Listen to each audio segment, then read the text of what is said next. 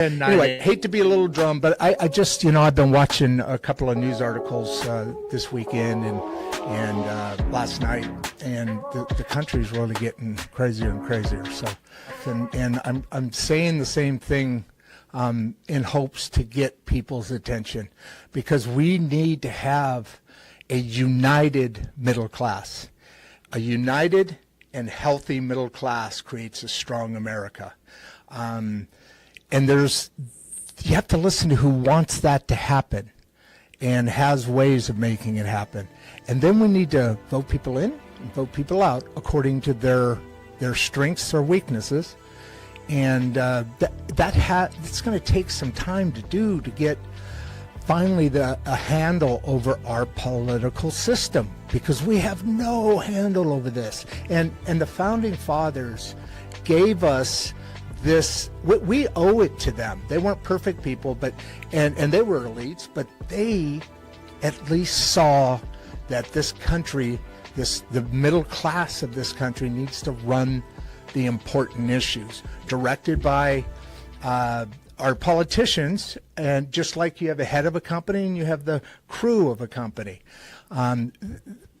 if that's not going right in a company, one or the other, that company goes out, right? Well, this country is much, obviously a whole different scenario, but it matches a bit, because we're on the way to communism right now, or socialism, and there's just no getting around that fact that either we come together and we pull together and we look out for our neighbors and we talk to each other and we do those things that our founding fathers gave us the freedom to do, or we don't have a society anymore. Anyway, we're going to start getting this down. I'm still working on some lighting. Barbie's moving to California, so she's going to be producer Barbie remote. But I think we might be able to get her on camera this way. So with all of that said, you guys have a great weekend. Say hi to each other.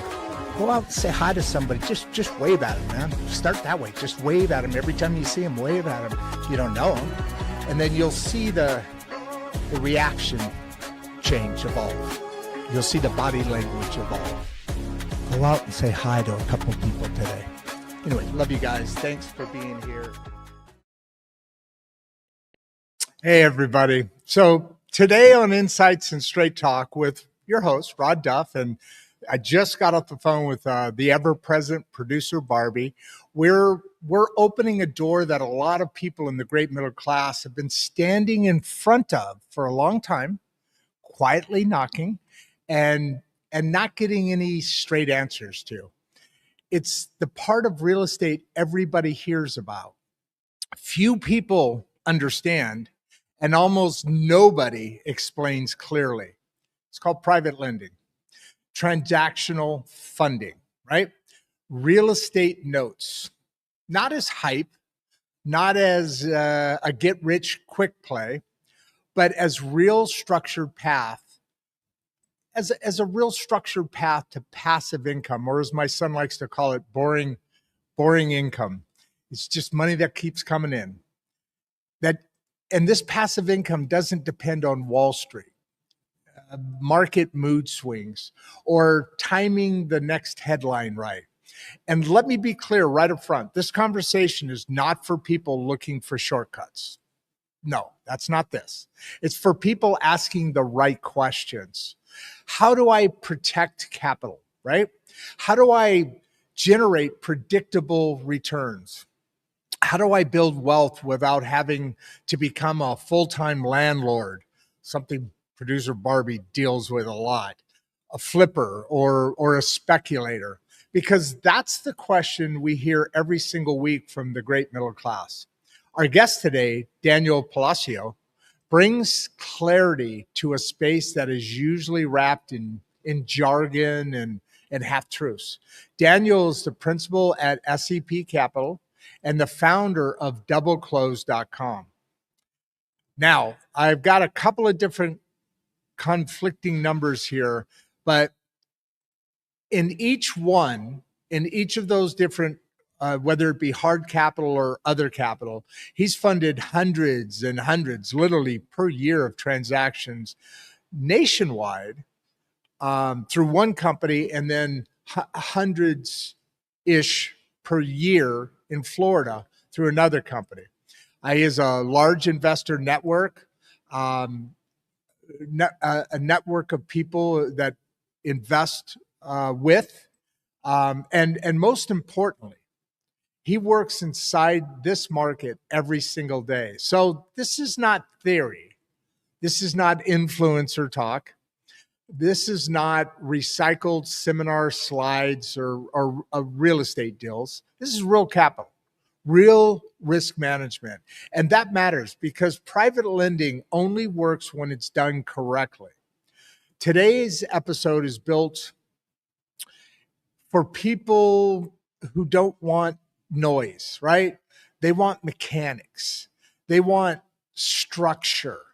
They want to know what's real and what's outdated or dangerous. And yes, our live audience will ask tough questions. They always do. They're smart people. We talk about that a lot. You guys are amazing. We already got 100 people on.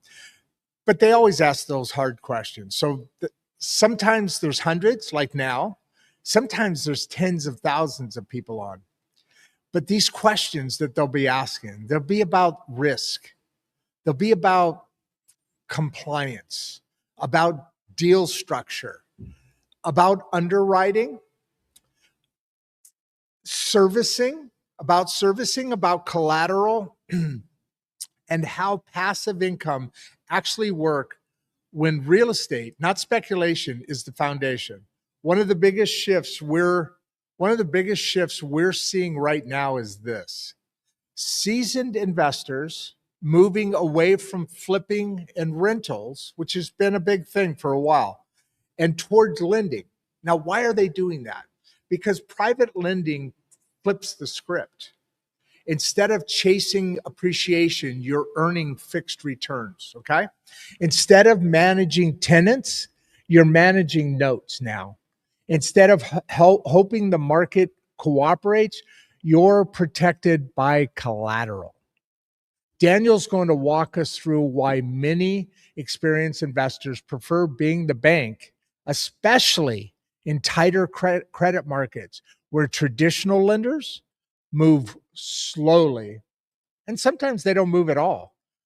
We'll also break down something that's wildly misunderstood: real estate notes. No hype, no alphabet soup. What's the famous one that's gone around for a little while? Word salad. No word salad, no alphabet soup here today. Just clear explanations, okay? What they are, why they're secure when done right, and why they become so attractive for people seeking predictable income. We'll dig into transactional funding, how double closings actually work. I really want to hear about that. And when assignments fail, and the mistakes that blow up deals for wholesalers and investors who don't understand the mechanics, okay? And yes, we're going to talk about compliance. Why? Because ignoring that conversation is how people get hurt. What's legal? What's outdated? What's misunderstood? And what every investor needs to know before raising or deploying private capital. Daniel will also share real stories from the field. Deals that worked, deals that didn't, okay? And the lessons you only learn when you're funding transactions day in and day out. This is why Daniel is such a strong fit for Insights and Straight Talk. He speaks directly to the middle-class investor mindset, capital preservation, right? Predictable returns, and building wealth outside of Wall Street noise. No fluff, no fear-based selling. I think we're all sick of that. Just clarity. That's what this platform is about. Insights and Straight Talk, hosted by Rodd Duff and producer Barbie, exists to give the great middle class a seat at the table with honest, data driven, real world conversations that empower families to make better financial decisions. So grab your coffee, grab your tea, warm it up, get some sambuca, grab something to take notes with, because this episode isn't entertainment. It's education, it's clarity, and it's exactly the kind of knowledge people keep asking for. If you haven't already, subscribe on our YouTube here at Rodd Duff 1939. Join our Substack, Insights Straight Talk.substack.com. And most importantly, join the conversation. You know, ask your questions, and let's talk about real wealth, how it's built, the real assets by people who understand the system and how it actually works. Now, to do that, let's bring in Daniel. How you doing, brother? I'm doing great. How about you? I am doing wonderful. I just got off the phone with producer Barbie. She's excited about this show. She's very involved in investing, both in real estate and stocks. I told you my son's very involved in passive incomes, and I'm a little nervous now because you've had a practice with AI, practicing discussing with me. So now I have to behave, and I hope I can keep up with your AI model, dude. I think you do just fine. Yeah. I'll try my best. I'll There's try no my best. substitution for the real thing.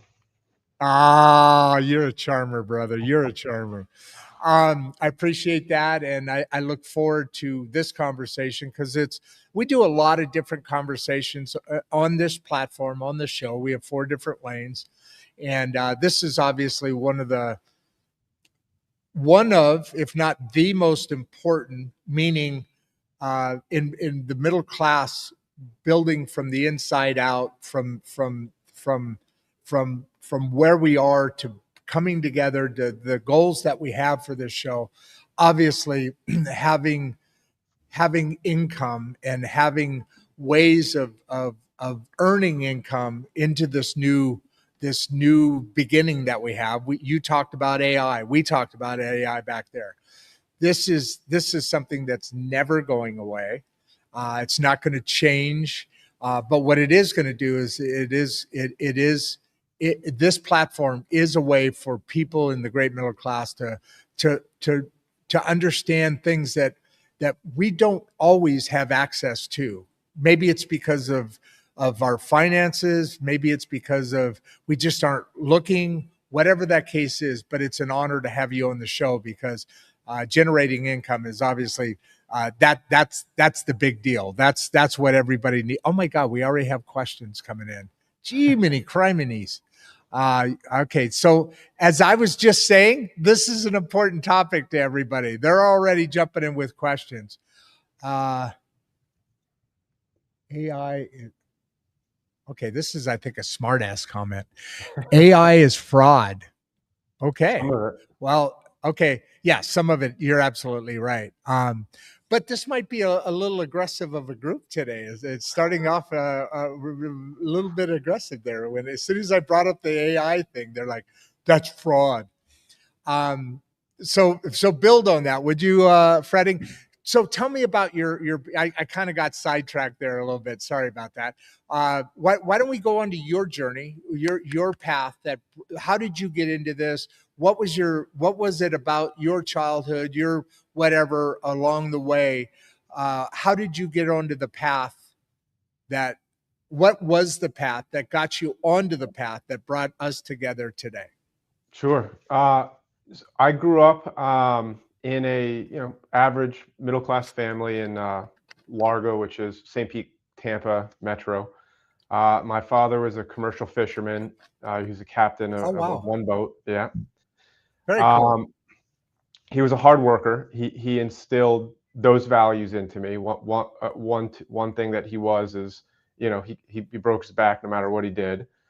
And, as we got older, he wanted to spend, more time with us, not be, gone for weeks at a time. And Right. you believe it or not, he had 2 boats that sunk. And after the second, my mom told him that he had to find a new career. So Oh, yeah, he had 2 boats that sank underneath of him? 2 boats that sank. Um, Wow. he was actually shot once too. He had a guy on his Jesus. yeah. He was shot on the boat. This is a crazy story, and I'll tell it. But Please. he was on the boat, you know, miles out. He fished between here and Corpus Christi in the Gulf, out of Texas. Gotcha. And he took a guy out. Guy was from Honduras, and the guy wanted to come back in.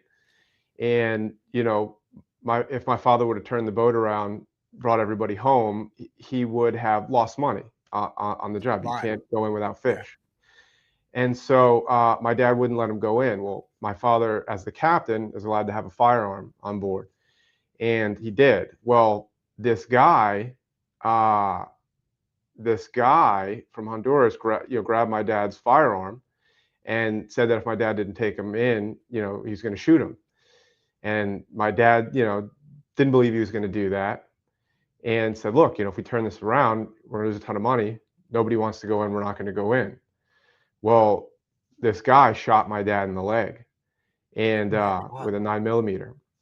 And so, they're far away, and so it turned out this guy hit a main artery. And my dad, this little graphic image, but it was like a movie. It was shooting out Just spurting out. Oh running my out of his God. leg. So the crewmates basically took this guy to the side and said, "Hey, listen, we've got to do something for him. If we don't call the Coast Guard, he's going to die. You're going to go to prison for the rest of your life. Your only way out of this is let us call somebody." They agreed to tell the Coast Guard that my dad was cleaning his gun and shot himself. So one of the crew members wrapped my dad's leg up with made like a makeshift Wow. tourniquet. Tourniquet. Yep, yep. And the Coast Guard comes in. So the Coast Guard asks to speak to the captain. My dad gets on the phone with him, and he says, "Hey, listen, I've got to be honest with you. I didn't shoot myself. I've got a crew member on board. He still has a firearm. He shot me." And they said, "We'll get back to you." So they discussed it and rang my dad back on the radio and said, "Hey, we're going to come get you anyway." And if they didn't do that, my dad would have bled out on that boat. I'd have grew up without a father. Wow. So Wow. How old were you then? I had to be five or six. Wow. Yeah, That we was were an young. impact. That was a big deal. Yeah, yeah. And so they got him out of there. They got him on board. They stabilized him, took him back in a helicopter, and my mom let him back out after that for some reason. So yeah. So as soon as he could walk, he was back out. And that was his work Wow. ethic. That was his mentality. That was his So that's personality. what you grew up in. You grew up in that, hey, let's go after it. Let's make it happen. And that laid a foundation for from 5 on, or obviously growing up on. You were growing up in a foundation of make it happen. Yeah. Yeah. No other option. So after the boat sank, that was enough for them. So my dad opened up an Italian restaurant on Clearwater Beach, or in Sand Key Beach, which is right near Clearwater Beach. Yep. And he ran that business for my entire life till he sold it. He had a couple restaurants, and Nice. I worked in that restaurant. I bussed tables on the weekends when I was young, and I grew up making everything. I made pizzas, and You're making me hungry, dude. yeah, it was good. It honestly still to this day best pizza, best New York style. My dad's from New York, so New York There you style go. thin crust pizza it's great. But You so you grew up in a good Irish family, right? yeah, Paloscio is a nice Irish thing. That's a joke from earlier, folks. So Yeah. go ahead. Yeah, so I grew up in that business. I watched him work, but I watched him kill himself in there, to tell you the truth. My Yeah. dad was a hard worker, but he believed that he had to do everything himself. And I did for a long time too. And so, fast forward years later, I was bartending actually back in 2013, 2013. And I knew I needed to do something. I needed to do something with my life. I knew I didn't want to be in the restaurant business because it's hard and It is a lot tough. of moving Tough. pieces. And if your heart's not in it, if you don't love it, in anything you do, you're probably not going to be good at it. And I was always drawn to real estate. So I picked up a book by Jay Scott. It's the book on flipping houses. It's a Bigger Pockets publication. Learned about Bigger Pockets, and I got on there. I read that book from cover to cover, and then I read the book on estimating rehab costs cover to cover. And then shortly after, I bought my first fix and flip property. And I flipped homes for a number of years, and I borrowed hard money from local hard money lenders. And I made a point. When you say hard money lenders, just to separate the two, are you talking about traditional banks? When you say, No. what are you talking about there? So a hard money lender is just a lender that you do both, right? You do both. Well, hard money lending is a lender who basically does collateralized loans against a hard asset. And so some lenders may do it against cars or jewelry or pawn shop style, but by and large, when you hear hard money lender, it's against real estate. And so a hard money lender is an asset-based lender where we're underwriting the asset more than we underwrite the borrower. And so as a hard money lender, if somebody owns a piece of property for $1 million and they want a $300,000 loan and they've got a minus 200 credit, I'd rather do that loan than a bank who's going to do like a 93.5%, 92.5% loan for somebody that has a 650 credit score. I like to know that if everything goes wrong, we still have the underlying collateral, right? And so I borrow, and so most fix and flippers, they can't get funding from a bank. Banks, they're short-term loans, and banks won't lend on assets that won't pass a 4-point. So you've got to have AC working, you've got to have a good roof, the electrical has to be working, everything in the home has to work, windows have to open and shut. And so when you're buying homes for fix and flip, they're generally not in good condition. They need a lot of work. And so there are different types of hard money lenders too. You have institutional hard money lenders, and that's like the Wall Street guys. Then you have on the very other end of the spectrum is individual hard money lenders, people who have a couple 100,000 to maybe a couple million, and they lend their money out. And then you have in between, and that's me. I'm an in between. I'm sort of an aggregator of private capital, and then we invest it into hard money loans. And so our underwriting process isn't as stringent as the institutional lenders, because those are not people doing business with people. Those are companies that have systems and processes, and if you fit within their criteria, you get a loan. Whereas on the other end of the spectrum, you have the individual private lenders where they're 100% personal based. And so they do loans for people that they know on assets that they trust or that they understand. And so I'm in the middle of that, where we do look at some things like credit, but by and large, we're an asset-based lender. And so if the collateral is there and it's a safe investment, and we know that if worst case scenario, we take the asset back and we're made whole, we're gonna do the loan. And so I borrowed from those private hard money lenders for years as I was fixing and flipping, and developed good relationships with them. And over time, I would exit some of these projects, and this happened to me twice in my career that changed the trajectory of what work I did every day. The first time this happened to me was, I remember doing a couple loans, and I remember looking back and saying, looking at the HUD, looking at the profit that I made, and then calculating the interest and the fees that I paid my hard money lender. And I said, this is pretty close. He made just about as much as I did on several of the loans we did throughout the year. And he's on a cruise every other week, and he didn't do any work, and he didn't have to leave his office or his cruise ship. And Nor was he stressed out, right? He was stressed out. And it's hard. People think, people have this misconception that fix and flipping is easy because they see it on HGTV and you just go in and beautify everything and then you get multiple offers. And that's not the case. In fact, it's Right. managing people and process and timelines.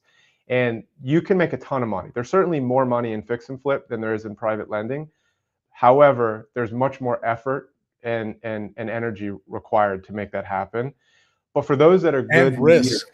there's a tremendous And amount of risk. You're I the mean, first loan officer. yeah, you're at complete risk. You're the one person that's at complete risk. And on top of that, coming from a construction build background, I have a general B license out in California, which is a general contractor. But that rolled into I built equipment. So at the end of the day, you said a lot more energy. You're managing contractors, you're managing roofers, you're managing electricians, that their deal is right, that their deal is on time and fast. It has to go fast, right? The longer, because you're paying money while it's sitting there on the floor when nobody's in it.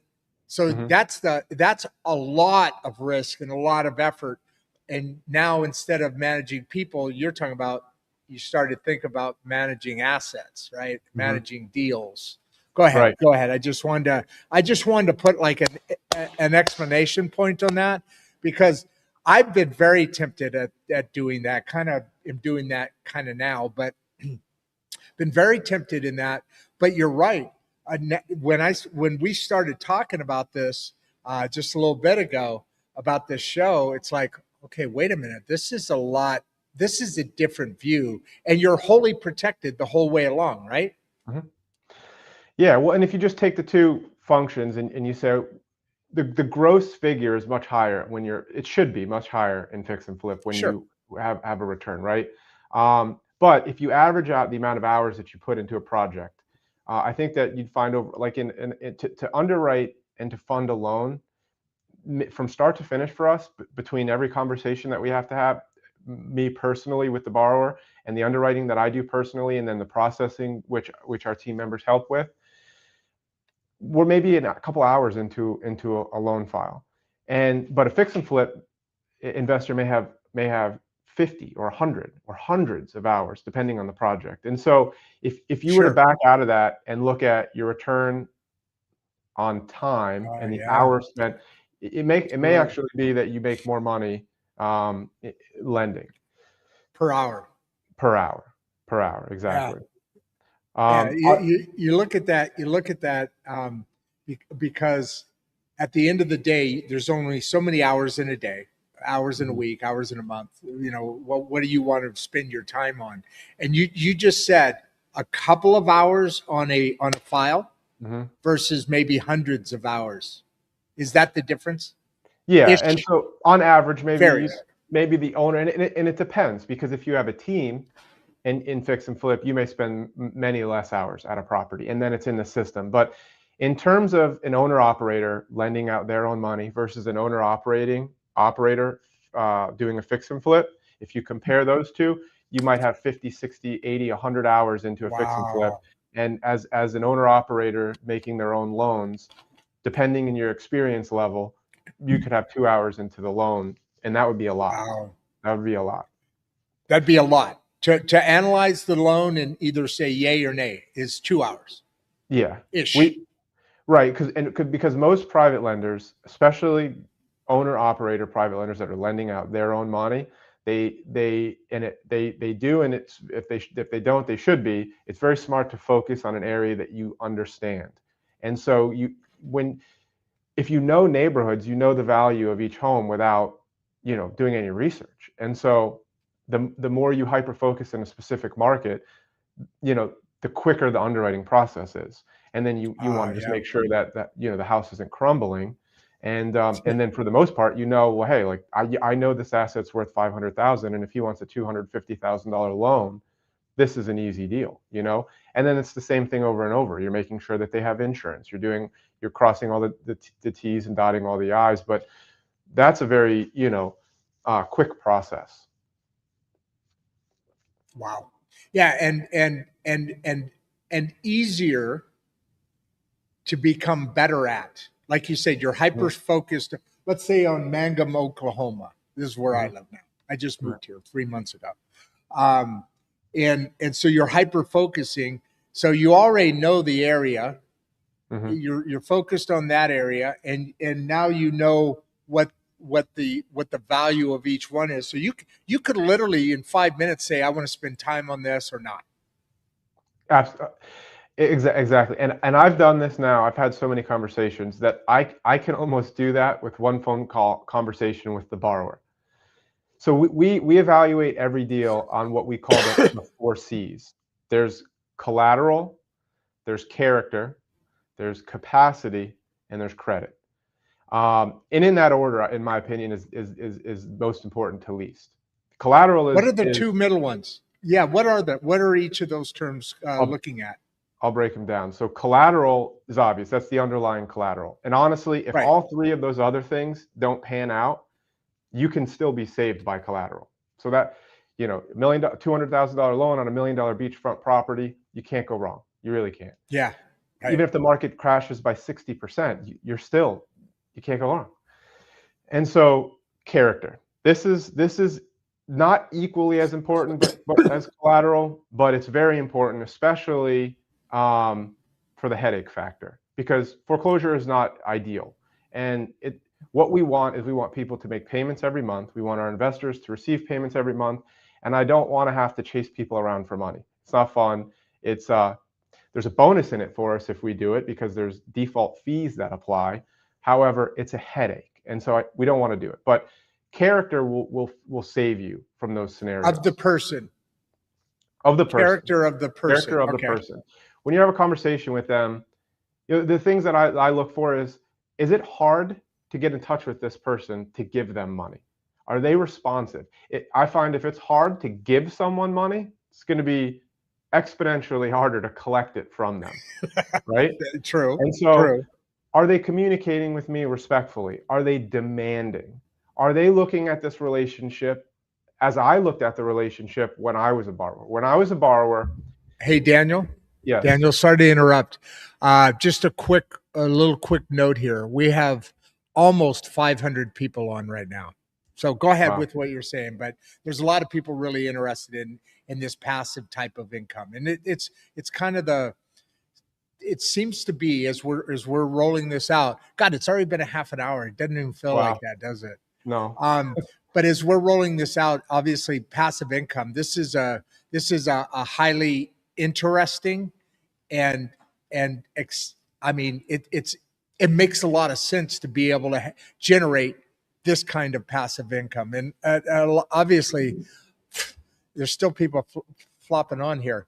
Obviously it's a high interest way of making an income. Anyway, Go ahead. 500 people on. Go ahead. Wow. Yeah. So, at any rate, when I was borrowing money from hard money lenders, I made sure that they received their payment the day before it was due. If it was due on the 1st, they got it on the 28th, the 30th, or the 31st. And it didn't mean anything, but it meant a lot to them, because I know what it's like when somebody owes you $20 and you've got to call them, and you see them, they walk across the street and they avoid you, and so I didn't want to be that person. And when I was a borrower, I understood that people were taking a chance on me. They were taking a risk on me, even though they were collateralized. They were still giving me an opportunity, and that's how I treated that relationship. But believe it or not, some people come in and they're entitled and they feel like they deserve it, and those are the people you end up having an issue with long term. But ultimately, and so those people get lower loan to value. So they still sometimes get loans, but they're going to get less of a loan. But capacity is important, because they need to have the ability to do the project that they want to do. And so if they come to me and say, hey, I'm building a 12 unit townhome project, and I'd like to do this deal, the first thing I want to know is, well, how many of these have you done? Because if this is your first one, then you either need to partner with somebody who has the capacity to do this project, or you need to bring me a very expensive asset that I can collateralize, and it's your risk, not mine. And so capacity is important, and then credit. So we look at credit. It's not super important, but what we do want to see is that there's not a string of late payments and charge-offs, and that it does paint the picture for us. But with poor credit, we'll still do the loan, just a little bit lower LTV. But that's how we, employ the four C's. So in the fourth one, well, on any of them, Mm-hmm. you said you let's say it's a $1 million home. If Mm-hmm. some of the other three aren't there, obviously the assets there, but if some of the others aren't there, they may still get that deal. But instead of 300,000, you may do 100,000, just because you still have that asset Mm-hmm. that you can charge against, but your risk going out is lessened because of the other things that may not be filling out the plate for you, so to Exactly. speak. Got The you. number two, Got three, you. and four, capacity, character, credit, they can fluctuate up or down. Collateral will only fluctuate down in terms of what we'll lend on Only it. We'll down. we'll never go up. We'll never give people more money because or a higher LTV because they're a better quality person or borrower profile, let's say. But It just it won't will take go away down. from it. It won't, right. But it will go down to give us more security. But at baseline, so the weighted loan to value of our portfolio now is about 54%. And so we've got Okay. about 25 million on about 48 or 49 million we have 25 million loans outstanding against 48 or 49 million, give or take, in collateralized real estate.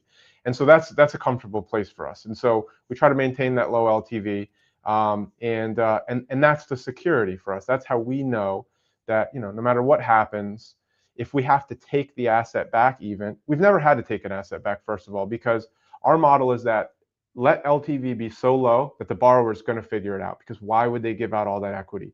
And the second level of that is let the LTV be so low that if for some crazy reason, just a person that makes poor decisions decides that it's going to go to foreclosure, and sometimes things happen, people pass. And, in that circumstance, unfortunately, they don't have a will, they don't have a exit strategy or plan, and then you have to go through foreclosure.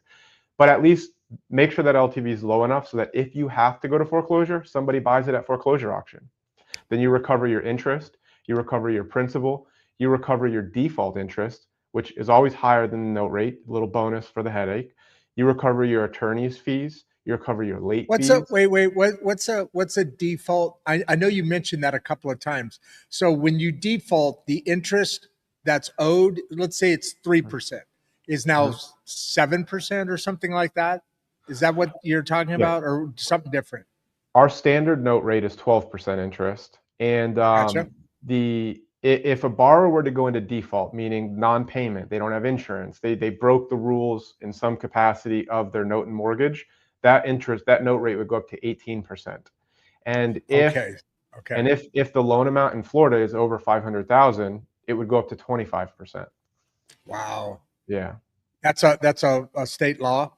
State law, state usury in Florida is 25%, and above Jeez. 500,000, 24, 25%, and under 500,000, it's 18%. There are some states with no usury. If you have a contract agreement on a commercial loan, or business purpose loan, no usury. Louisiana was one of those states. Alabama is one of those states. But Florida, they put a cap on usury. Most states have a cap on usury, but there are several that don't. Interesting. Yeah. And it changes across the nation, right? Each state has their own set of laws, which is why we hyper focus on Florida. And there's a ton of people here. We have 25 million, give or take, people here. So plenty In of business. Florida, 25 million. Yeah. Huh, I did not know that. Yeah. This is a good time to ask this question from Anita.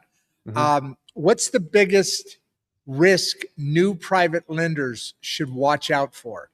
Okay. Because I mean, that's the audience you're probably talking to right now, is people that are like, hey, this sounds like, because we do a lot of marketing on social media, and this kind of came together pretty quick, but we got a lot of reaction out of it. So and obviously this is probably the largest live audience on the show this week so far. Oh, wow. So You're probably talking to a lot of people, and even producer Barbie. While the opening was going on, I don't know if you saw me in the green room, but I was like talking on the phone. She was like, she had a couple questions that I'll bring in later, but. I have a feeling this is the audience you're talking to is Anita here. What's the biggest risk? New private now, like you said, after you get experience, maybe you go into partnership with some people, maybe you join your group, you fall under the umbrella of a larger private equity group. Uh, what is some of the risks that new people should that may have no idea that may be hidden there for them? Why don't you answer Anita here? Yeah, well, I'll make one assumption that although you're a new private lender, you already understand real estate. I would say that the biggest risk would be if Do you have to? Hold on. Do I you think you have to should. understand? It's a good idea, It's a require. and why? Why? It's a requirement because you have to understand value. You have to understand what a property is worth today, what it might be worth after some updates and repairs.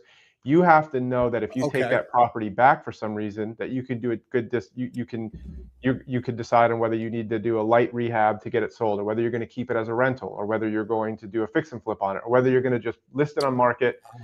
There's a lot of decisions that need to be made, and there's a lot of credit and risk decisions that you're making. And you know, a lot of people who will get into real estate over the years end up lending money because they kind of see that it's a little bit more of a less effort, career. But I would say do not get involved in it if you don't understand real estate, because that's the basis. You can't rely on appraisers, because you could get 5 different appraisers to appraise one property and you'll get 5 different values. So we use appraisals, we use BPOs. It's a data point. It's not the end all be all. I've seen some really bad appraisals on both way too much value and both not enough value. And so you have to understand the asset. That is first and foremost. If you do not understand the asset, Okay, that makes then you sense. should partner with somebody who understands the asset and also has some skin in the game. We invest alongside of with our co-lenders on every single loan. On every loan that we write, we have our money in those loans alongside of our co-lenders. And I think it's important, if you're going to partner with somebody, that they've got some skin in the game and they're not making financial decisions with your money where their incentive to close the deal and they have no risk. However, assuming that you do understand real estate and you've been a fix and flipper, you're a rental investor, you understand the market, maybe you're a realtor or a contractor, but you have the skills, you understand it. I would say, the biggest risk then is it's tough in the beginning getting deal flow. And so lenders will feel pressured to do 100% financing for a borrower, or to do risky loans in order to get that deal flow. I think the biggest risk is not determining what your max LTV is going to be. For us, it's 65%. We don't go above 65%. It's determining what that is, and it's sticking to that. No matter how tight the deal flow gets, you want to make sure that you're hitting those numbers, because all of the risk comes from borrowers not having skin in the game and just walking away from the project and or not having equity. And so keeping tight with that LTV, I think will avoids a lot of the problems that could come in the future. How does there's a lot of really good questions coming up here, and I want to get to them, but since we're talking about a private lender, okay, Mhm. how does that? Let's say I've made some money on some stock, or I've got my 401k or something. I don't know. I've got a Mhm. couple of bucks, Mhm. and I when I say a couple, obviously you're going to need to have 6 or probably 7-figure numbers to kind of get in. How if I wanted to start, what would that look like for me? Let's say after this show we go into the green room and I say, man, this really sounds like a great freaking way Mhm. to create some passive income. Mhm. How do I start? What does it look like if you and I become partners? So if you were to invest, I guess the Or first if I thing, did it on my own, I you did guess. it on your own, I don't yeah. know. I'll go Yeah. both ways. So first of all, the amount of money that you need is really going to be dependent on the market that you're in. Some markets in Ohio or Detroit or Oklahoma, you could probably buy houses for $100,000 or less, or at least that would be Oh, your, here in Oklahoma, you could you do it. definitely, yeah, Yeah. yeah, And easy, that's what happened with easy. me when I was fixing flipping houses. I had saved up a little bit of money, and then I did a couple loans myself. I ran out of money, and once I was out of money, I went back to my old hard money lenders and I said, "Hey, would you be interested in partnering with me on these deals? Basically, I'll underwrite them, I'll fund them. I mean, I'll package them up, and then you fund them, and then I'll keep the origination fee." And they were all happy to do that. And so that's how I started actually. But so Interesting. if you were so if you had, you know, if you had $50,000 or $60,000, then it might be harder to find an asset or a loan to do. But there are people out there who need $50,000 or $60,000, and you can kind of slow roll it. You put the money out, you make the fees at the beginning, you make Couple your of monthly bucks. interest, and then when they pay off, you do the loan again. And at that point, you could decide, hey, I want to. This is working. I'm going to reach out to friends and family, which is exactly what started with me. And everybody, wanted to invest a little bit, and they've all grown with me as we've grown. If There you you're go. investing with your 401k or not a retirement account, it's important to note that I'm not sure you would want to talk to an investment advisor, because I think there's some rules and regulations. I believe you can make loans, but there's something nuanced there. So like with my IRA or investment money, I'm not allowed to make loans for my own company, but I can make loans with somebody else. So I think it Okay. has to do with self-dealing. When you're a hard money lender, you're not allowed to use your money, I believe, to invest in your own loans. However, if you just have some money in your IRA, I believe, because a lot of my first hard money lenders were lending money to me out of their IRA. So I would just talk to your investment advisors about what you would do there. On the other side of that is if that's not passive. It's probably important to note that private lending isn't passive. Just like they will package rental properties to you as passive, it's not truly passive. If you have a good property Good manager, point. it can be passive. But if you are managing the properties yourself, it's not passive. It's a job. And if you are investing in hard money loans and you're managing your loans and you're underwriting your loans and you are originating your loans, it's a job. I'm in the office every day and I work, and hard money lenders that do this for real, or for a living, I should say, they work, right? And it's work True. to bring loans in. It's work to go to meetups and events and have team members and motivate and manage team members. The fully passive way would be to invest with a company that's doing it. And so, depending on where you go, whether it's a fund or whether it's direct placement model, you'd invest in the fund or you'd invest in specific notes, and you'd earn anywhere from an 8 to 10% return on your money. Um, Gotcha. in the direct placement model, you would invest on a specific note, and then when that loan paid off, you would receive your funds back, and you'd have the option to either roll over into a new loan, or take your funds back at that time and do something else with it. And in the fund model, it's similar. It's just there's usually a lockup period of maybe like a year, and then after that, you can take your money out. Interesting. So on so yeah, I guess I was a little loose with the term passive.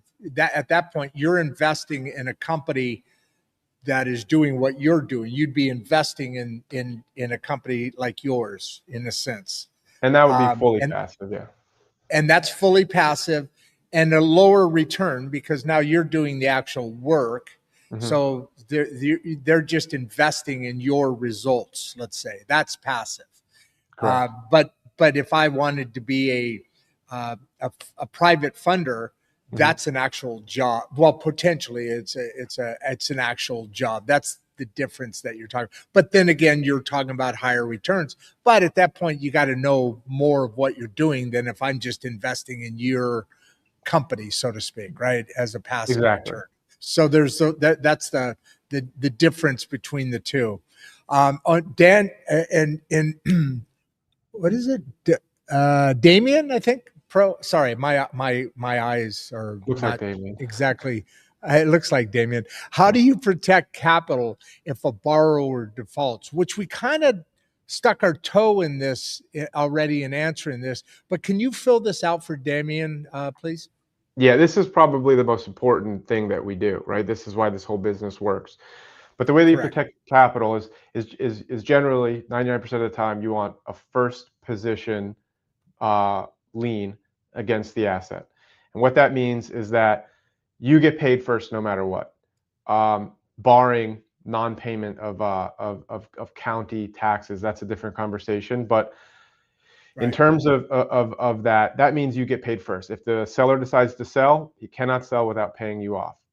If the seller, or excuse me, if the borrower decides to sell, he cannot pay you off. If the borrower decides not to pay you, depending on the state, you go in front of a judge or not in front of a judge, and you go take that property back.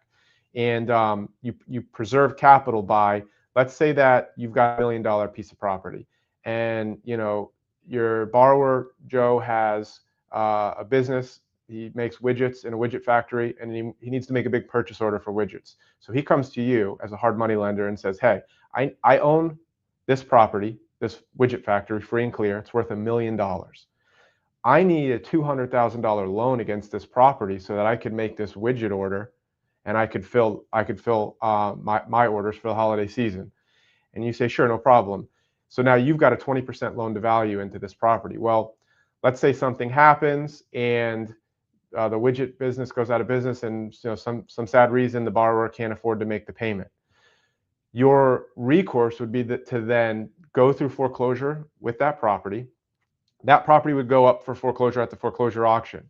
Foreclosure auction is filled with people who are experienced investors. They're going to see that all that's owed on that property is $200,000 and it's worth $1 million. Well, they're going to bid that property up, and you're going to get paid back everything at closing. So the idea is that the loan to value in the loans that you're making are always low enough that you can be bailed out at foreclosure, or that there's going to be a strong incentive for the borrower to sell or work a deal out so that they can capture the rest of the equity between the 200,000 and the $1 million that the property's worth. And so that keeps you above board. If the market, in that same scenario, you've got a $200,000 loan and property's worth $1 million, but let's say that we have a 2008 or 1930 crash, catastrophic event, and now that property loses 50% value. It's no longer worth $1 million. Now it's worth 500,000. Well, if you were a bank and you gave 80% loan to value, you'd be underwater. But you're not a bank. Yeah. You're smarter than a bank, it would seem, and you've only done 200,000, and now you still have a $300,000 equity cushion that's guaranteeing the return of your capital. So kind of, there's a couple of questions right in a row here that are a little bit different, but they're all talking about metrics. Sure. Jason here, he's got two questions in a row that are similar. What underwriting metrics matter most for safe returns? Would that be the loan to value? Exactly. I mean, that's what you're talking about now, right? Yes, that's the most important, loan to value. Assuming that the home doesn't fall into a sinkhole, but even if it does, you have insurance because you require borrowers to have insurance. So in terms of underwriting, and you get added to those policies. So we're added to every policy as the lender. And we require that so all of our loans are relatively short, 1 to 6 months to 2 years. No matter what type of a loan they get with us, they're required to buy a full year of insurance paid in full. So they can't miss a payment. They can't lapse. It has to get paid at closing. So, but the most important underwriting metric, like you would say the 4 C's are your underwriting metrics. The most important, like I said, is collateral, and collateral is just loan to value. The lower your loan to value is, the more guaranteed and secure you're going to be in an asset. And really 50% is just like the holy grail, and anything below that is just icing on the cake. 65% still works, but you really don't want to, and I've seen 70% work, but 50% is almost a no-brainer. And so when you say, what metric, that's the main metric that you want to watch and maintain. So countering that, so using that, what you just said, same person, Jason, he has 2 questions in a row. How do you verify? Now, you talked about appraisers. You can get really high numbers, really low numbers. talk to 5 different appraisers, you get 5 different numbers. But how do you verify property value before funding the deal? Is it just that appraiser? Is what all goes into that process? You got to know that that deal is worth. I mean, President Trump was in this whole thing last a little while Mar-a-Lago. ago, right? Yeah. Right. And so how does that work? How, is it only off of the appraisers, or is it off No. of something else? Now, if you only rely on appraisals, appraisers' opinions, you'll wind up in trouble You eventually. lose. Okay. You lose. So every deal that we close, I physically comes across my desk. I'm the underwriter on every transaction that we do. We have some team members that help Gotcha. out in other departments, but the first thing I do is the first thing is you have to make sure that you're investing in a market that you understand. And so like I mentioned Meaning the before, area, when you say in a we land in market that Florida. you understand. I understand the market dynamics in Florida. We probably hyper focus on Central, but we'll do loans in Miami. But I will say, if we go to Miami or we go to Jacksonville, we're going to probably be a little bit lower on LTV. The deal has to make that much more sense. But within the Central Florida, I pretty much know neighborhood by neighborhood. And so the first step of verifying property value is I jump on MLS and I go underwrite the property myself. I look at what comps are. I look at if I've got pictures of the asset itself. I look at the condition of the asset. And then from there, we still order either an appraisal or a BPO, because what I want is I want boots on the ground, and I want pictures from someone that represents me, and not maybe the borrower's pictures, who may try to hide some of the imperfections because they want the most money. Yeah. So that and then you use that BPO, which is a broker's price opinion. It's essentially an appraisal done by a real estate broker instead of a licensed appraisal, and they're very similar. And if you go with a good company with competent BPO agents, you get a very, very similar product. And so that's a data point. And then I might look at Zillow, and I might look at Realtor.com, and I'll take all of that information, and then I'll make a gut decision on where I feel comfortable in the loan, based on my loan to value parameters. And so if the borrower has great credit and a lot of experience, we may go up to that 65% LTV. But if the other 3 C's are lacking, then we're going to go lower on the LTV. That makes a lot of sense. And there's some really, really interesting questions here. It's funny. You don't think about this just in a day-to-day thing, but there's a lot of interesting dynamics in real estate and just in general. I mean, we think about it as a passive person, just kind of beautiful homes, this and that. But it's really interesting the different types of markets that are out there and what can be invested in, and it's a lot more interesting than you would think it is. And I like Jason's question here. No, sorry, wrong one. Sorry, Jeffrey's question here. What markets are best right now for private lending? I'm assuming he's talking about whether that be commercial or like a home, like private housing, but what are the best? One of your companies does deals across the nation, right? Mm-hmm. And the other one's based in the hard money is based in Florida. So do you come across different markets? Do you know the best way to answer Jeffrey's question here? Yeah, actually we do. And to your point, whether you do commercial or residential should really be dependent on your experience level and what you know about real estate. A lot of commercial real estate agents or brokers, they end up being commercial lenders. And so I got started in investment residential. I understand investment residential. We do some small balance commercial, but we understand. What's small balance commercial mean? What does that It's just term, a small commercial loan less than $3 million. Gotcha. Banks don't love the $1 to $3 million range. It's for them. It's very small potatoes. It's a lot of effort for due diligence, and they just don't like to do those loans. So there's a little bit of a gap in the market there that we try to serve.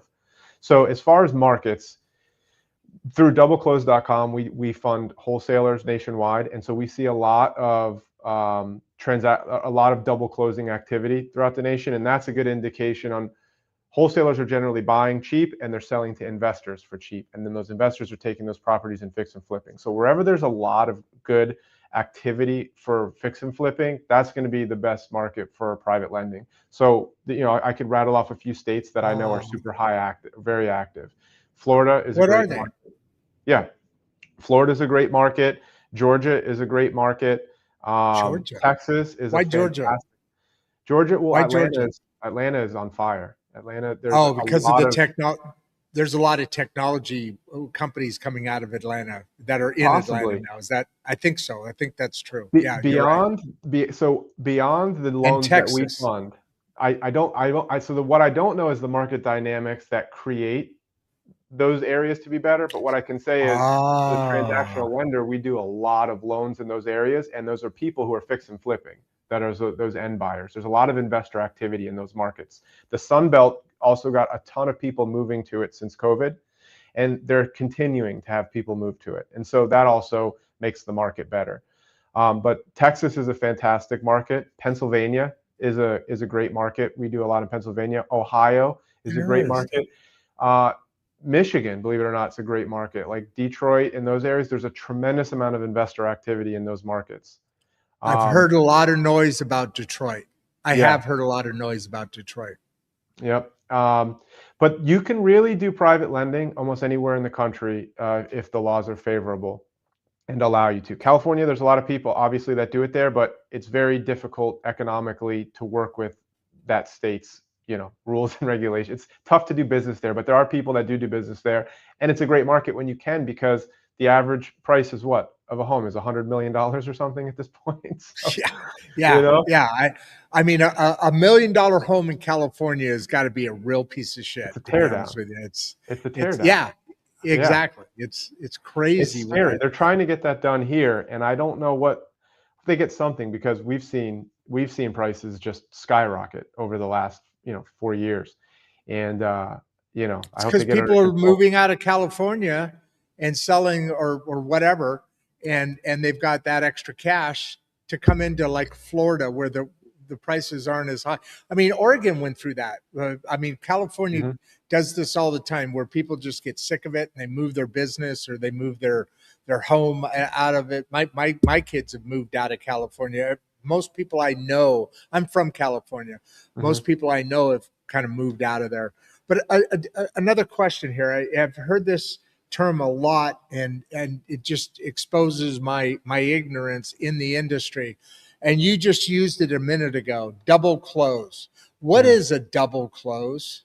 What is the definition of a double close? What does that mean? It's used a lot in the Yeah, industry, a double closing is essentially two closings, right? And so you have, right? when that happens, there are three parties. And so I'll try to explain this in the least confusing way, because it is sort of a confusing Please. um, topic. But you have three parties. So you have the seller, the original seller, right? That's the A party. The B party is the wholesaler. That's the person that's in the middle, the middleman. And then you have Okay. the C party. That's the end buyer. That's the flipper who's buying the property, and they're going to ultimately fix it and sell it. So those are the three parties. Then you have two transactions. You have a Ah. transaction between the A and the B party. That's the first closing. Then you have a new transaction between the B and the C party. That's the second closing. Both of those transactions happen on the same day at the same time with the same title company. And so that's why they call it a double closing. And the dynamics behind that, the reason that happens is most wholesalers, what their job is to go find real estate, get a great deal on real estate, buy it undervalued, buy it for less than what it's worth, and get it under contract. So now, hey, I'm the wholesaler B party, and I've negotiated a deal with the seller A party, and I've said, hey, I'd like to buy your house for 50,000, and the seller agrees. But really, the wholesaler knows that a fix and flipper will pay $100,000 for that property, right? So now they've contracted it for 50. Most of the time, what happens is they just assign the rights in that contract to the end buyer, the C party, and they don't have to have a double closing. They can just what would happen is the end buyer would assume the B party's role in that closing. So now the B party's out of the way. The end buyer buys that property for 100,000, And for the wholesaler's troubles, they make a $50,000 assignment fee. Dang. Now, in some That cases, that assignment, is it always? I mean, did you use a large? I Well, did. 50,000. I used a large. They're usually between $5,000 and $15,000, but I've seen Okay. hundreds. I've seen hundreds of thousands of dollars. And so it's a Wow. great point that you bring that up, because the reason people like to double close is when you do an assignment, both Yeah. the end buyer and the seller will see how much your fee is, because your fee goes right on the HUD as assignment fee to Mr. Wholesaler, the B party, 50,000.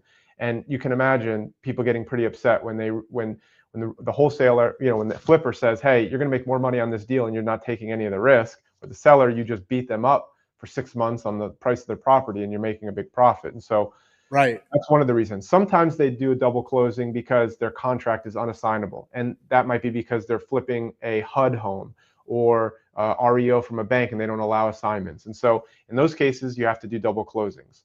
And what doubleclose.com does is we fund that first closing, that A to B transaction, to make it possible because the wholesaler has to come up with that money. And in wholesaling, it just kind of turns out that it's marketed by the gurus as the get rich quick. But in reality, it is a very easy way to enter into real estate, because if you've got a little chutzpah, I guess, if you're willing to go out there and grind it out, you don't need any money. You can go out and knock doors. And so you can enter into real estate through wholesaling with $0. And so the people who have the Wow. drive and energy to do that, they do that. But then when they have to close on a property, they don't have the money because they're just getting started. And so we'll fund that transaction for them under the condition only that the second transaction closes and funds on the same day. Okay, that makes a lot of sense. So kind of keeping on that same rhythm, a little bit different here. Dennis has an interesting question. How does transactional funding different? How does that differ a little bit from, say, hard money lending? So kind of in the same thing we're talking about now, just a different aspect of it. Yeah, and it's kind of in the same camp. And depending how you do the transactional funding, it's probably safe to say that it's a form of hard money, but it's not really hard money. Transactional funding differs, and everyone that does transactional funding, I notice they do it differently. But it differs from hard money because in transaction funding, generally you're not getting a mortgage. You're not recording a note or a mortgage. And so you're really not collateralized by the asset. You're sort of secured in the transaction to the title company, making sure that they execute the transaction based on the way that you have outlined that it needs to close. And that's what protects you. But the difference is transactional funding is literally a loan in some cases for 5 minutes. It's sort of just they file in a double closing, they file the first closing and the second closing at the same time or consecutively. So with hard money, you might do a 1-year loan or a 6-month loan or a 2-year loan. But with transactional funding, you wire your money out in the morning and you get it back in the afternoon. That's the big difference. Wow. So that's literally a big difference. I mean, Huge difference. time is money, right? Time is money, money is time, all that same stuff. That's interesting. Very interesting. Let me ask you this. So Jeffrey Bowman. It's an interesting picture for a Jeffrey Bowman. I'm not sure there, but our returns and we talked about the next 3 questions. By the way, do you know we've already been going an hour and 10 minutes? To me, this Doesn't feel just like kind of it. has flown. Yeah. No, it's just flown by. But Jeffrey, let's say it's Jeffrey, are returns consistent during market downturns? And and I would assume the answer in general is no to that, because the returns would, if the market turns down, well, actually, it could be the other way around, right? Depends on when you get into that market. So, how would you answer he, her, I don't know, he's So question? it's sort of a loaded question because It is it depends on who and what your who strategy you is. are in the process. No, on who the lender is and what their strategy and what their parameters are. So I Okay. would say though, similar to like liquor stores, ultimately we're in the business of selling money. And True. in times of economic boom, people need money to do deals. And in times True. of economic bust, people need money to keep things going.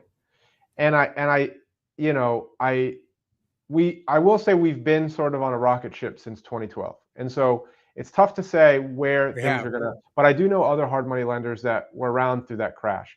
And if you are consistent with conservative underwriting and you do deals that are at a low enough LTV, I think not only will the returns be consistent during a downturn, I think that they'll increase, because what happens in a downturn is there's less volume overall. There's less transactions happening. But the first thing that happens in a downturn is all the institutional money dries up. They pull credit immediately. And that leaves a vacuum in the space. And so now there's all these Oh, deals that are still getting done. People buy in downturn markets all the time. That's when the best deals are available. And so correct. those investors, those real estate investors, they need funding. And when there is a vacuum in capital, supply and demand economics apply. And when there are less of what you have available, then actually your price goes up. And so I think that in times of economic downturn, if you are making smart underwriting decisions, you'll make more money. Yeah, because I mean, you're buying low and then eventually selling high. I Yeah. mean that's the stock market. That's everything everything any investor. And let me ask you a kind of a weird question. It's totally related but not related. Um, so for years, I used to in my work, I used to travel a lot all over the world for different business and so forth.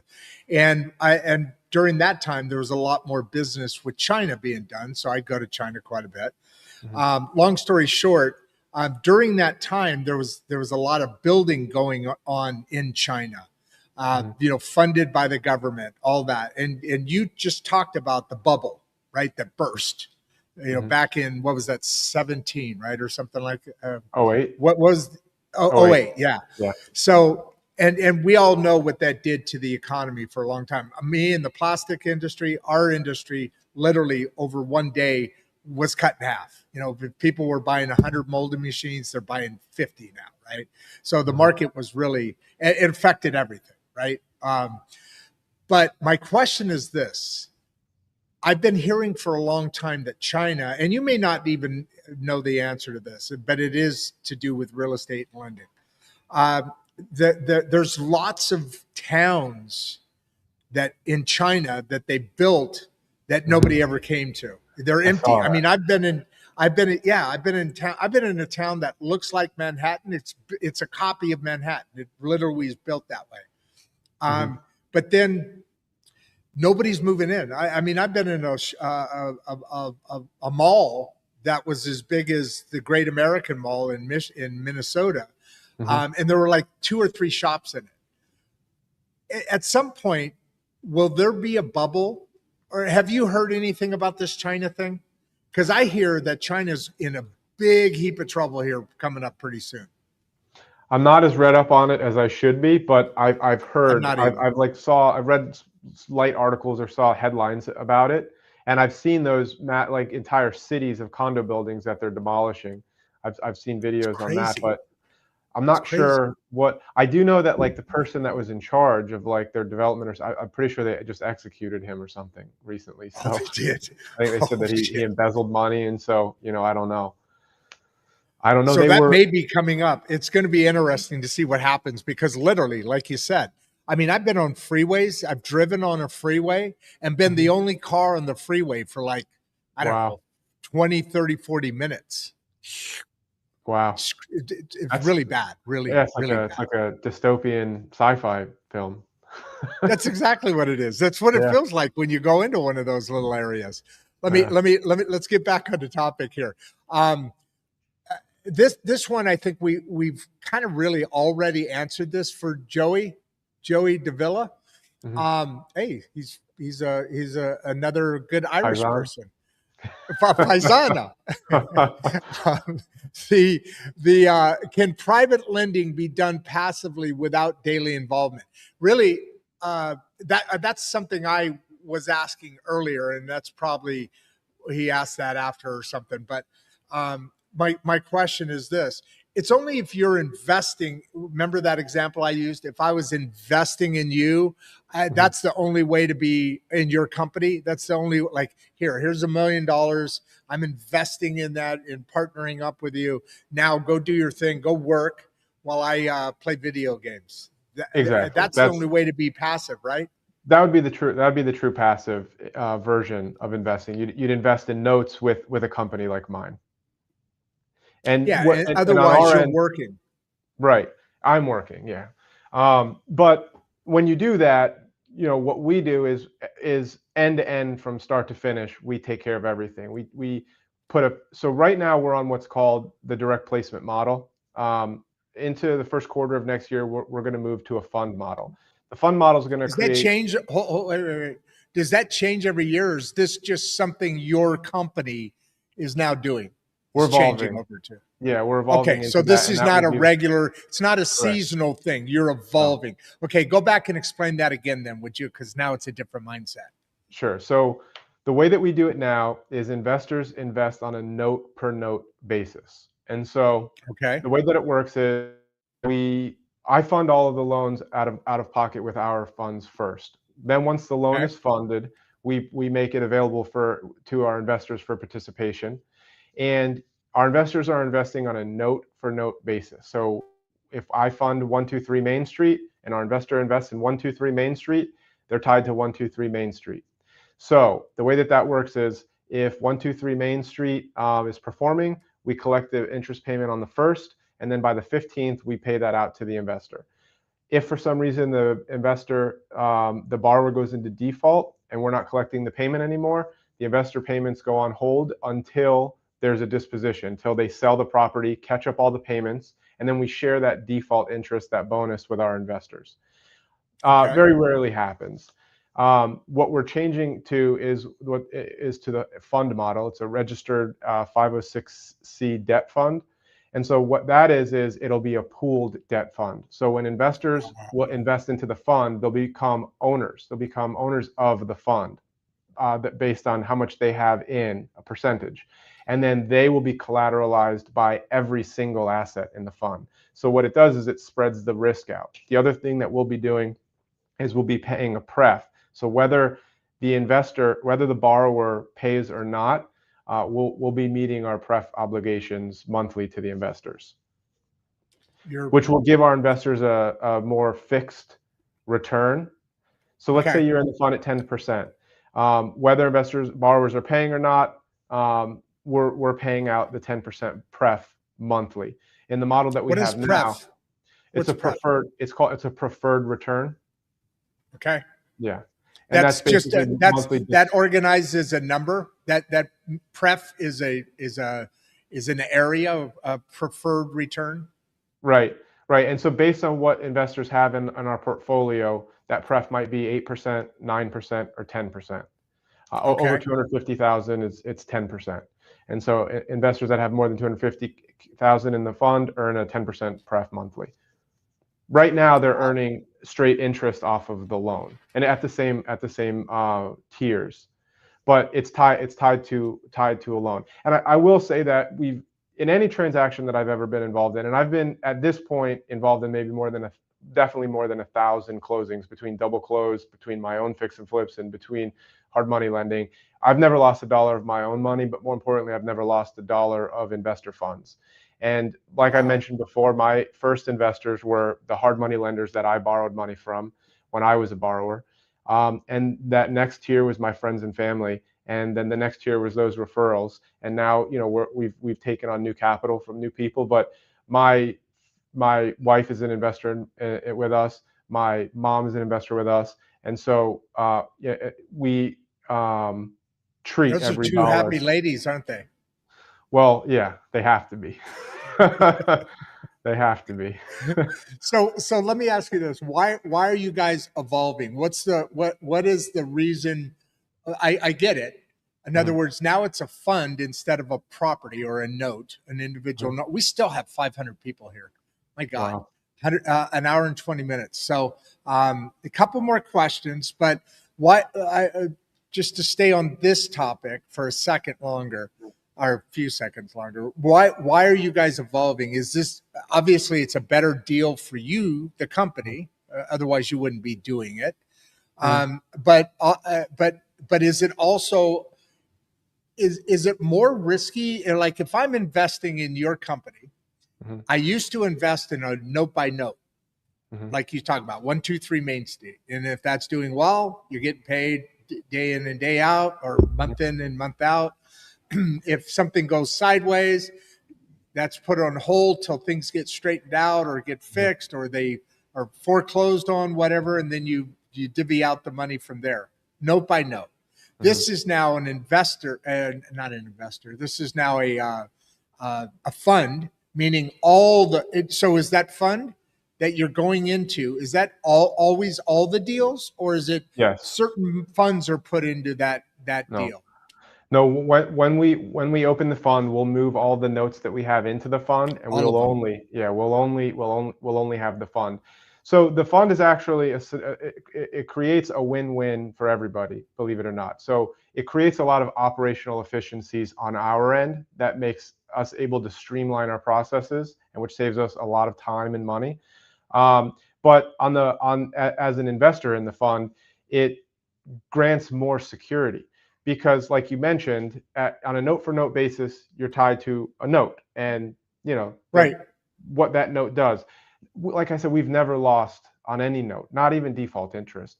But what I will say is that I do know that investors, especially our investors, because our investors aren't chasing like massive returns. They're not looking for like unicorns. What they really want is capital preservation. They want to earn a good return, and they want to take very little risk.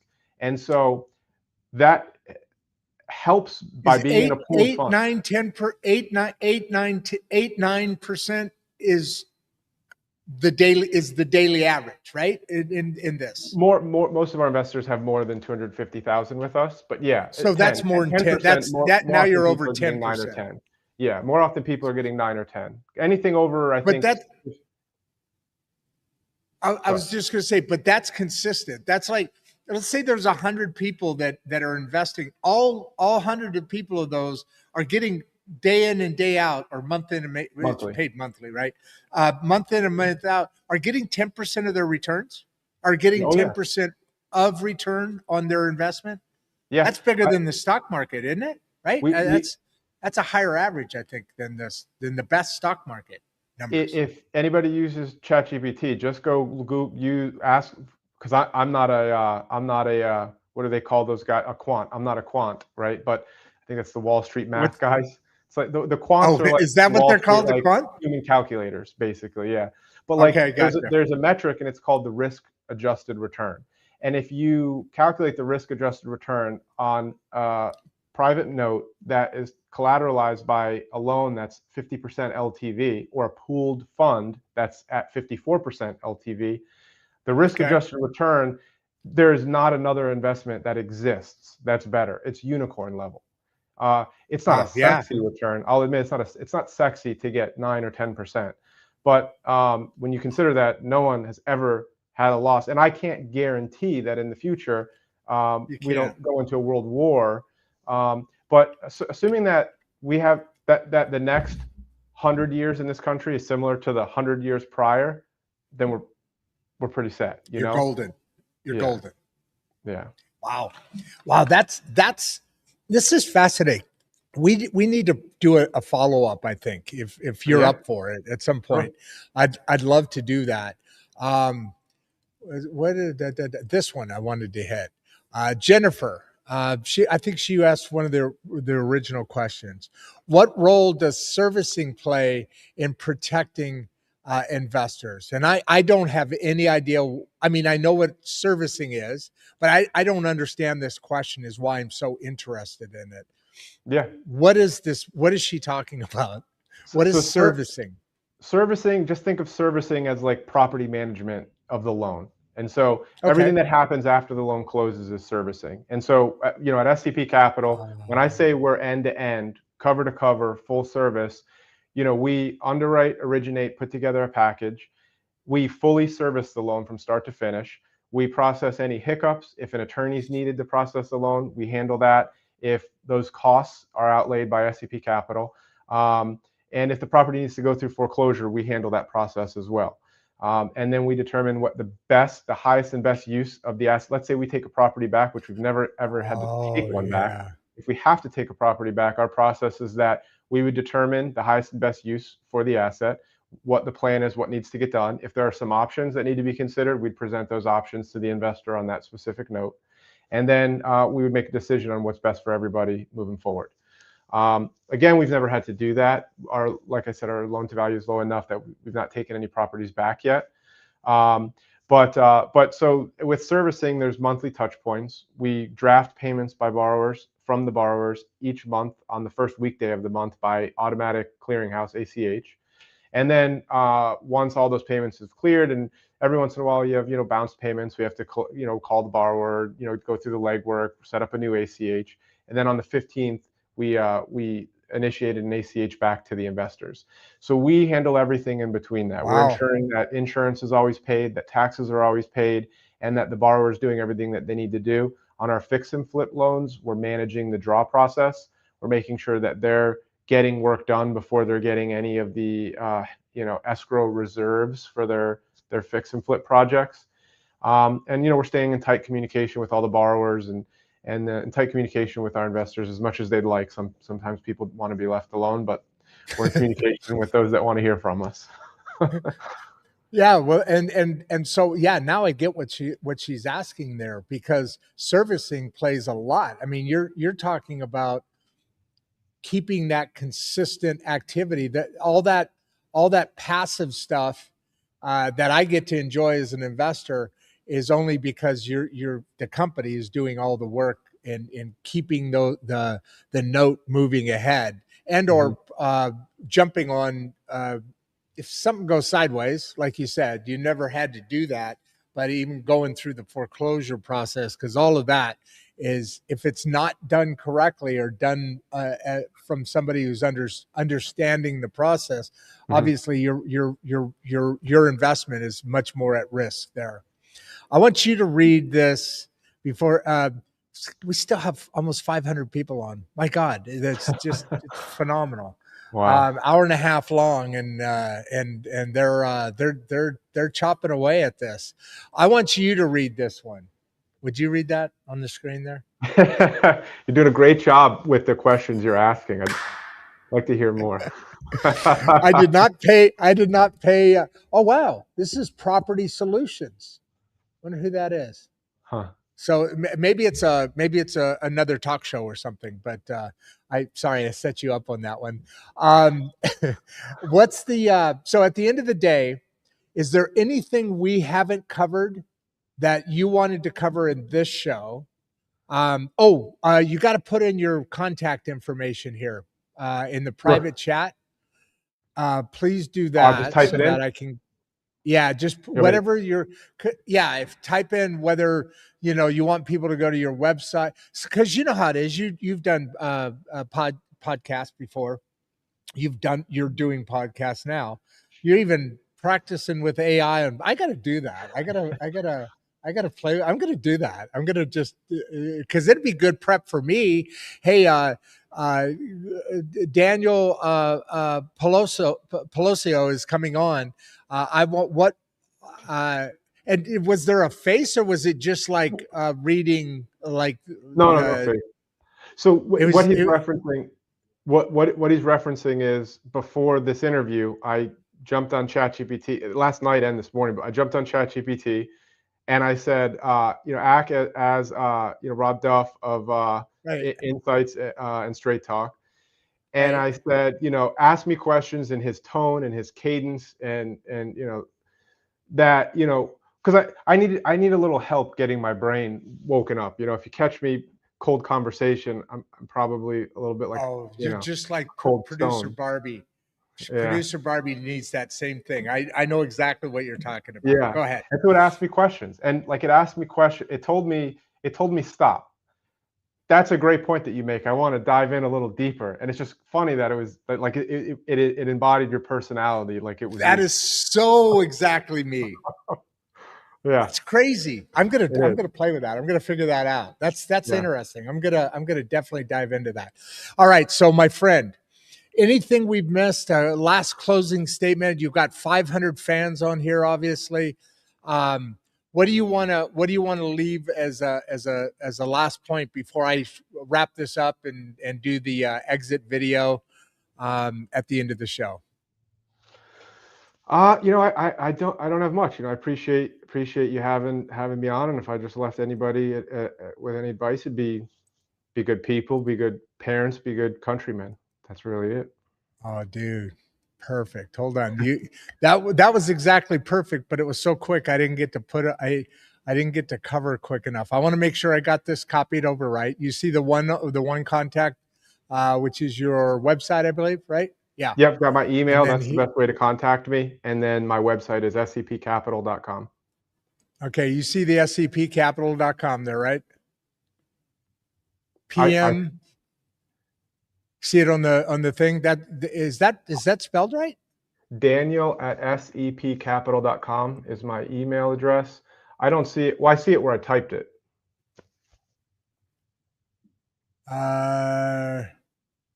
Wait. What did I? Okay. So that's PM SEP Capital, right? You see it on the screen there? Where? Oh yeah, I don't know what PM is. So it's just SE. Oh, I did copy it wrong. I bet you I pulled up here. Here's your email. Email. That's the best way to reach me. Oh, you know what it did? Unfortunately, I'm in there all day long. But in Florida. So that's not a right. bad place to be. That's not a bad place to be. Okay, Hot. I see what I did. It's hot and humid. Big bugs. Yes. You ever see Yeah. some of the cockroaches Meadows out there, man? They'll get up on their behind legs and they'll go after you. If the big bugs there. And so there's Daniel at SCP Capital, and then here's the no, that's me. Sorry, I did not do that on purpose. There's Daniel, and then here's your SEPcapital.com. Cool. The other one I just pulled off the copy. Give everybody a big wave. Let me wrap everything up. Nobody's even moved, man. They'll start dropping off as soon as you leave, I'm sure, because Cool. then it's just me, and that is what it is. You have a good one. I'll see you on the other side. Hang out for me in the green room while I wrap this puppy up. Will do. Thanks, Rodd. All right. Thank you. I appreciate it, Daniel. Yeah, great show, guys. We will do a second one of this because this is something I'm also very interested in. And obviously you all are interested in it as well. And why not? I mean, 8, 9, 10% returns. Yeah, sure, Daniel. It's not sexy, but $20,000 a year return on an investment is that I mean, God, imagine $1 million, $2 million investment in that and getting that kind of return. And like Daniel said, we're talking if the last next 100 years are like like the last 100 years, we got nothing but good coming on. Remember to stay after the outro video. Producer Barbie runs that outro. You'll meet her here in a second. Our taped version of her here in a second. But after that, I always do a little bit of, I have a couple seconds that I like to jump back on and say something off the wall. So with that said, I am your host of Insights and Straight Talk.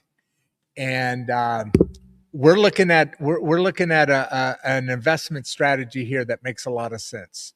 But with that said, I'm out. Before you leave, if you'd like to watch another one of the podcasts, click the first link in the description. We love having you here and we appreciate all your support. And with that, producer Barbie and I are out.